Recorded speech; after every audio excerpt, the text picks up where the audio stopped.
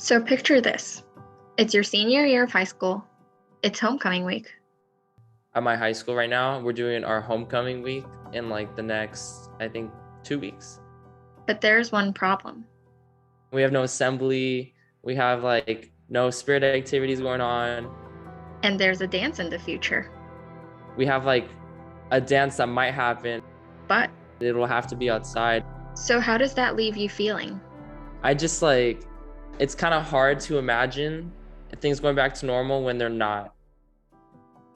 Youth in the Bay Area have been in lockdown for a long time. Some may say it's too long. With the pandemic has come a host of problems for young people and those close to them. One of those is social anxiety paired with social distancing, according to Julio, a youth from Half Moon Bay. I feel right now with COVID, like there's a big problem with people like being able to like assimilate themselves back into like normal like day living. Because I know like being at home is like a lot easier than like going to school and like waking up in the morning, like eating breakfast.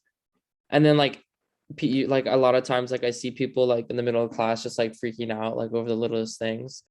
This transition has been hard for everyone, and it has produced mental health issues for many. Julio explains the uptick in anxiety and shyness, something he's noticed more recently amongst peers since school went back in person.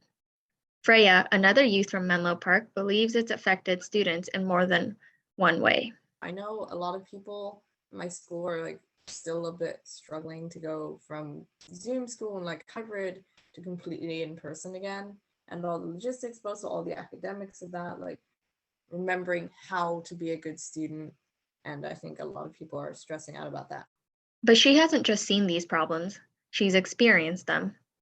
At the best of times, studying for tests is tricky and time consuming, and tests are hard, which is kind of the point. But over Zoom, it was really weird because like a lot of them transitioned to open note tests, so we could use our notes. So we didn't actually have to study nearly as much since we could use our notes and the test. So if we had a bunch of notes, then we could just kind of use them.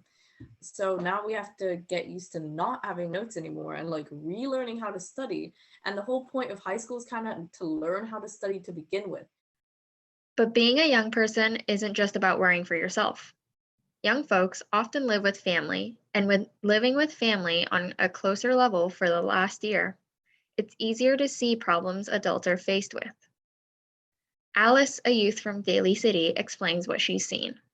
An issue I see is financial issues, especially because COVID affected many families to not like they couldn't work, so they couldn't get paid, and then there's an issue to like get food and like pay for like rent and things like that.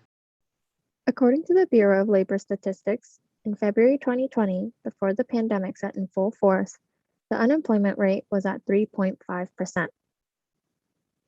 Then, just by April of 2020, after major national shutdowns due to the influx of COVID-19, the unemployment rate rose to 14.8%. Julio explains what he's seen during this time.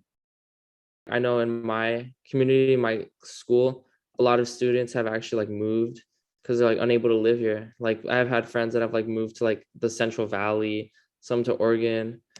And it's kind of sad because like the community is like being pushed out of their own homes. And yeah, I feel like that's a big problem.